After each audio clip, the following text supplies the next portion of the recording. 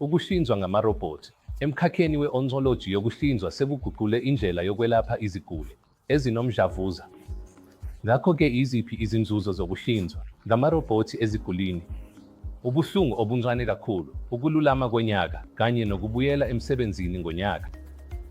Ngaphandle kwezinkinga eziningi, ukuhlinzwa ngamarobhothi sekusize iziguli ukuba zibuyisele impilo ejwayelekile ngemuva kokuhlinzwa komdlavuza. Ngakho-ke iziphi izinkomba zokuhlinzwa ngamarobhothi ezigulini ezinomdlavuza?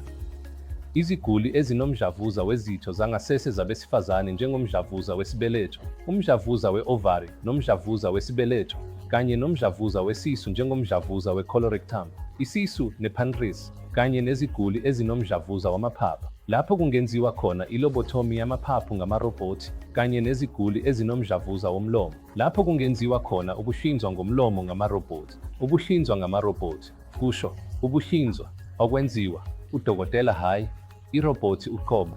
Ukuhunyushwa kwezandla zodokotela kuziguli kwenziwa ngamarobhothi.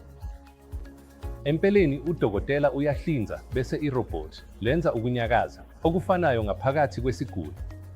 Ngakho-ke, masisebenzise ukuhlinzwa kwerobhothi ku-ontology yokuhlinzwa ukuze kube nemiphumela engcono kakhulu ye-ontological kanye nekhwalithi yokuphila engcono kakhulu yazo zonke iziguli zethu.